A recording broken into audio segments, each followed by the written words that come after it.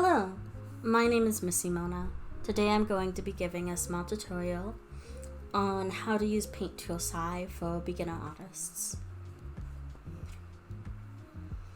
The first thing you want to make sure is that your pressure sensitivity is working.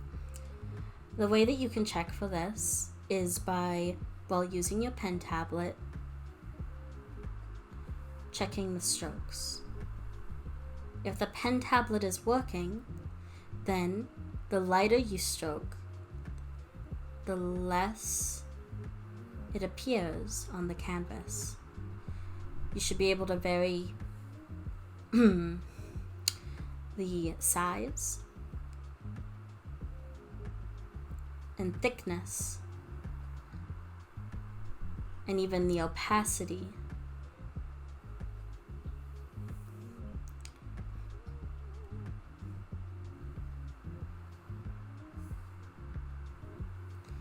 This is all with a pen tablet. If it's not working, then it won't look like that. It'll look more like, I'll be using my mouse as an example, this. You see, without the pen sensitivity, the line is consistent and always the same size, with no difference in stroke opacity. So before you even start working with SAI, it's important for you to try and make sure that it's set up properly, because it'll really save you on time.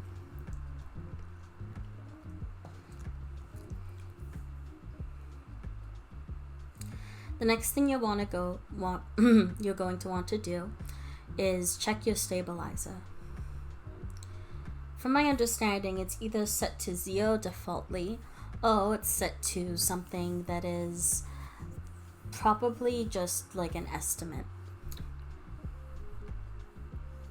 Your stabilizer is going to impact the comfort in which you can draw. I like to set mine all the way to 15. I find that setting it to 15 makes it smoother if you have sort of a hand that's a little more shaky. But I do recommend you go through these settings and see what works for you. The further down you put on the scale, the longer the pencil is going to lag behind your stroke. If you can see the screen, you can see that it's lagging quite behind.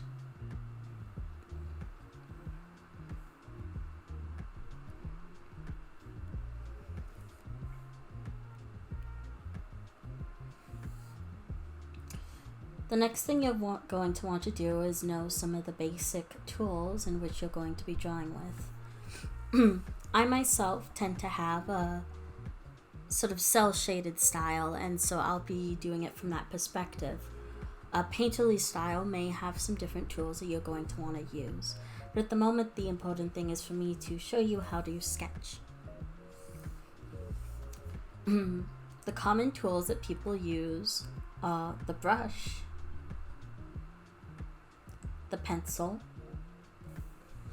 and if you go into this corner where it says new line work layer, the pen.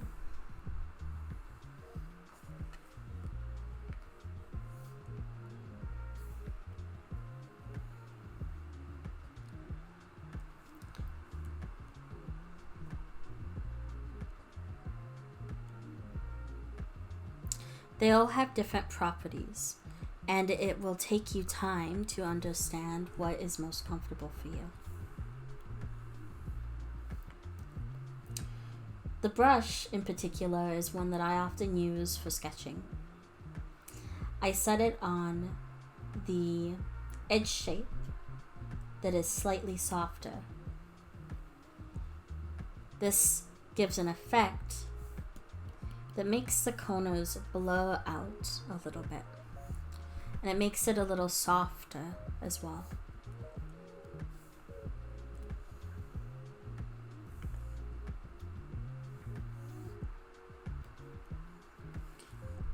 The pen is a little more mechanical, well, rather the pencil, my bad, is a little bit more mechanical and clean. And as you see, unlike the very thin edges of the brush tool, the pen has a very consistent line. The pencil.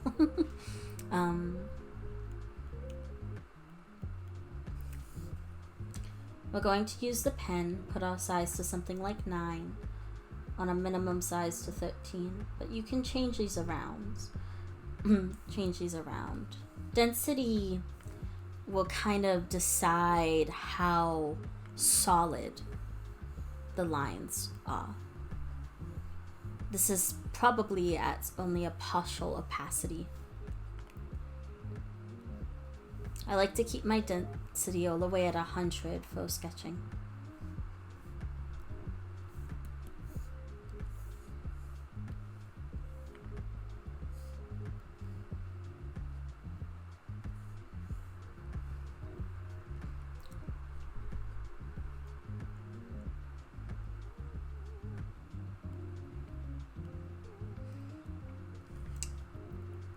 What you're going to want to use is make sure you're not pressing too intently on the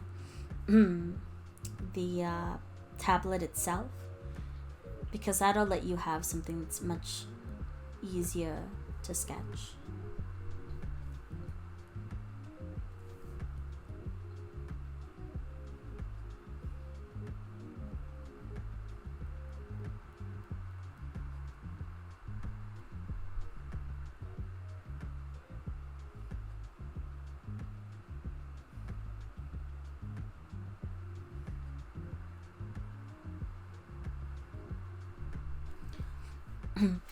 Let's say you make a really rough sketch like this here. You can reduce the opacity so it's less visible. Make a new layer in this corner. Use the zoom button. Scroll in and clean it up. When you want to clean your line out, you're going to want to have much more confident strokes. Confident and not too heavy.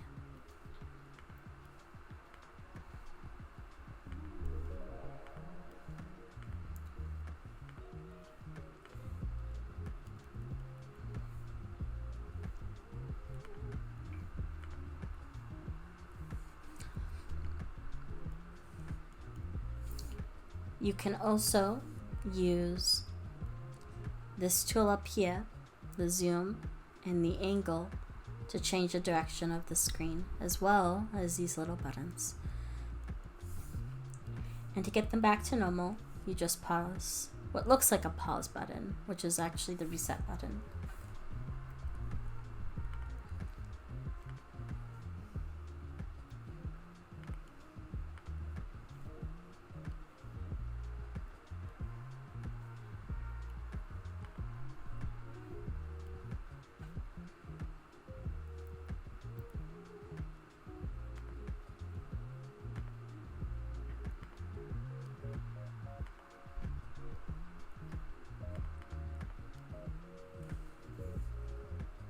Now we have this little fella's face.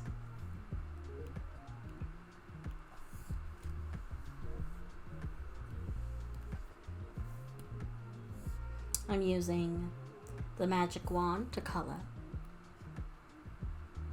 Increment causes the area in which it's covering to be inward slightly. It'll essentially make it so it's closer to the edge, so you'll have less fixing to do afterwards. I have another tutorial that talks about that that'll make things easier if you like.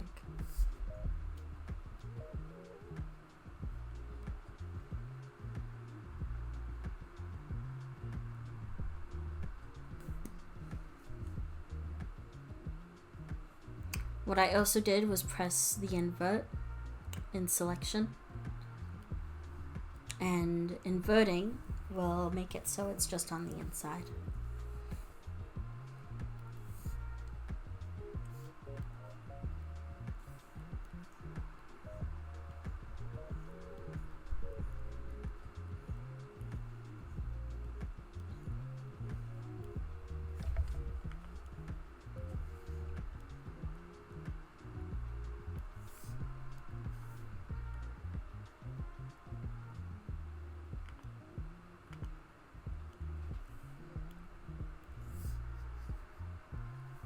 what I'm essentially doing is just selecting colors with my color wheel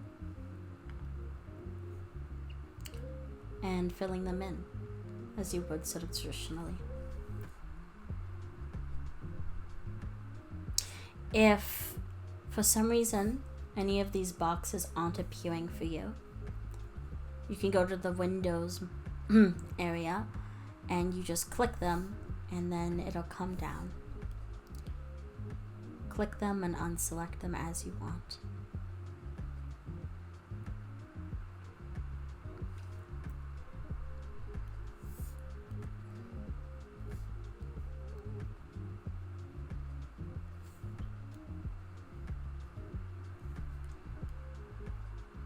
You can use things like the multiply layer to add effects. That'll make things a little easier for you. That would be more useful for another video, however.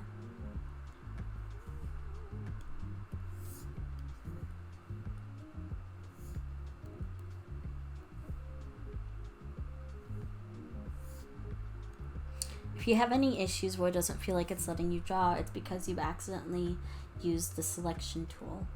The selection tool will make it so you're only able to draw in a box. If that happens, all you have to do is scroll out until you see the gray sort of outline where your canvas ends. Click the selection tool and select that area. After you click it, you'll be able to draw again.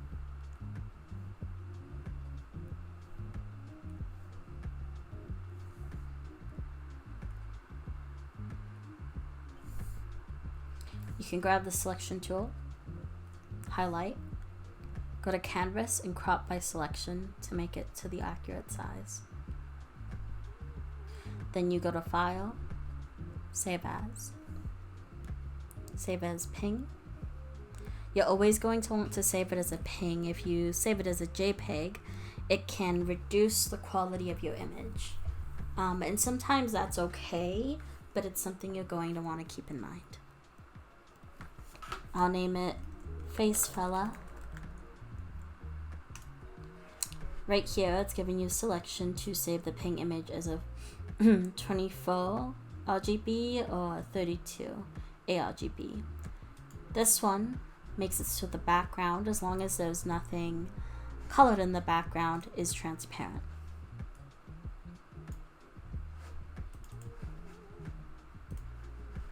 Here's Face Fella. And as you can see, transparency is still on.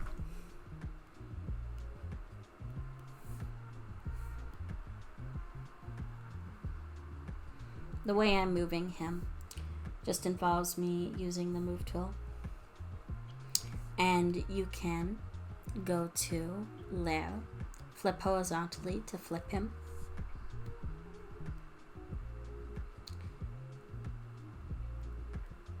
You can also flip the canvas itself as well. If you have any questions, feel free to leave them in the comments. I'll do my best to help you. But that's all. This was a much more casual video that didn't really have either a script or multiple takes.